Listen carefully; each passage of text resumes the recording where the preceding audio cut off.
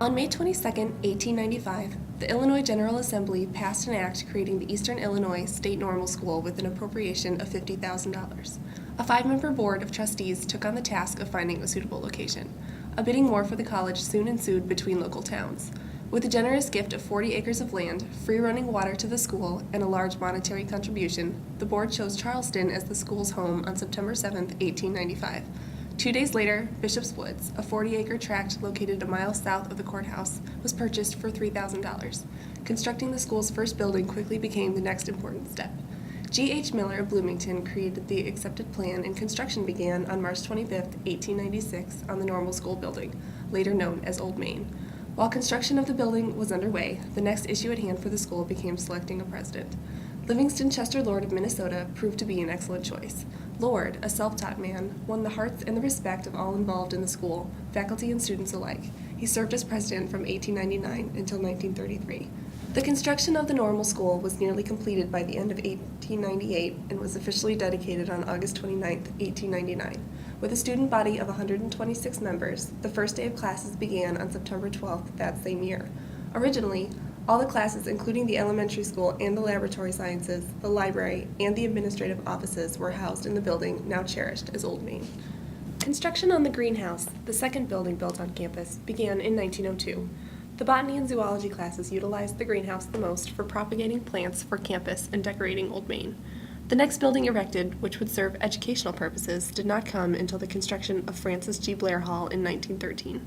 Originally known as the Training School Building, this structure housed the model school as well as classes in the manual arts.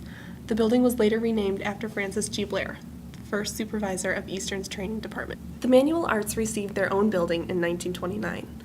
The 3-story building of wood and brick, originally known as the Manual Arts Home Economics Building, is now known as the Student Services Building. The workers had to drain the Lily Pond, which stood near the east end of the building. The Lily Pond until that point had been a place of many plays and pageants presented by students. This was the last building completed during President Lord's time at Eastern. Robert Guy Buzzard became Eastern's second president in 1933. By this time, Old Main had become quite cramped, and the need for more space seemed inevitable. In 1937, the construction of the Health Education Building began. The dedication ceremony took place on May 14, 1938. Eventually, in 1953, the name of this building changed to the Charles P. Lance Gymnasium. Lance became the athletic director in 1911 and coached football and basketball until 1934, and the baseball team until he retired in 1952. The name of the building changed again to the Florence McAfee Women's Gymnasium in 1965. McAfee served as the women's physical education director from 1924 until 1962. The 3-story athletic building housed a main gymnasium with a seating capacity of 2,200, a large stage, a gym for women, as well as a kitchen, a dance studio, and health service offices, among other amenities. The clock mounted at the top of the building was originally visible from anywhere on campus. Although this is not the case anymore, the clock has continued to keep time accurately for over 70 years. The next academic building erected on campus was also the first on campus to contain an elevator. Construction on the Physical Science Building was completed in 1940. Originally, the departments of botany, chemistry, geography, hygiene, physics, and zoology were held in this building. Eastern stopped building after the completion of the Physical Science Building until after the end of World War II. More than 1,400 students joined the war efforts, including 33 female nurses. After the war, President Buzzard insisted on a new library, something Lord had pushed for during his presidency as well. Finally, on March 16, 1948, 500 faculty and students took the day off from classes and hand-moved all 67,000 volumes from their location in Old Main to a temporary library building on the west side of 7th Street. The completion of the permanent library building in 1950 saw another great move of books completed by students and the faculty. The library became known as the Mary J. Booth Library, after Mary Josephine Booth, who campaigned tirelessly for a new library facility while she was the head librarian at Eastern from 1904 to 1945. Booth Library was the first building on campus named after a woman, and the first time a building was dedicated to someone who was still alive. A state architect designed Booth Library with 3 stories in a modified Gothic architectural style.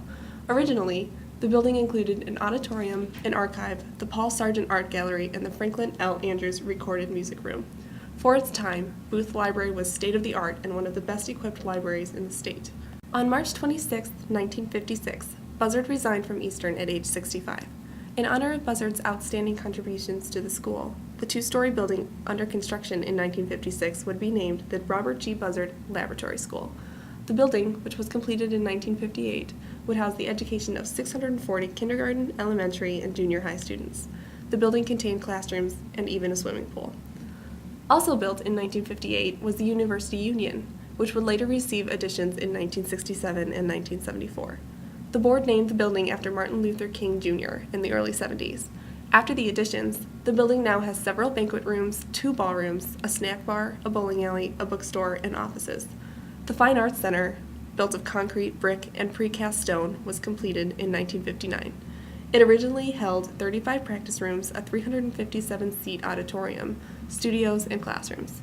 The board later named the building the Quincy V. Doudna Fine Arts Center. Doudna was president from 1956 to 1971 and was an avid lover of the fine arts. Workers began construction on the Charles H. Coleman Classroom Building in 1964 and officially opened with the fall semester in 1965. Coleman was a noted Lincoln historian and a professor of history at Eastern from 1926 until 1961. A 3-story addition, which doubled the size of the original building, was added to Coleman a year later. As Coleman Hall opened, the Charles P. Lance Health, Physical, and Education and Recreation Building was also being built. The board again honored the Director of Athletics at Eastern from 1911 until 1952 by naming the new Recreation Center after Lance. Plans went underway for the Applied Arts Education Center in 1965 as well. Completed in 1967, this building housed home economics and industrial arts. The building was later renamed in honor of Walter A. Clem, a professor and head of the Department of Industrial Arts at Eastern from 1935 to 1970. Construction began on the Tarbell Arts Center in 1981. Tarbell is the only building on campus constructed with the monetary gifts of private donors. The building was named after Newton E. Tarbell, who attended Eastern from 1905 to 1909. He received the university's Distinguished Alumnus Award in 1973 and pledged a substantial monetary donation to Eastern in 1974. The building houses exhibits, a permanent collection of art, and hosts a variety of cultural activities.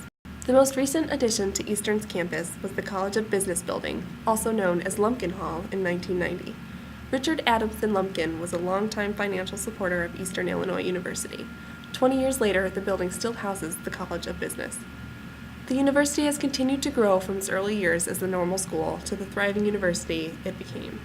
Today, campus has over 12 academic and recreational buildings and 14 dormitories, including Pemberton Hall, built in 1909, Lincoln and Douglas Halls, built in 1952, and university apartments for graduate and married housing, built in 1959. The total enrollment has developed from a student body of 126 to more than 12,000. Eastern offers a wide range of programs, including bachelor degrees in education, history, art, and communication, as well as over 20 graduate programs. Eastern's campus has seen incredible growth since the first building was completed in 1899. From a purchase of 40 acres of land to a thriving 320-acre campus, Eastern's academic building history represents 150 years of pride in educating the future.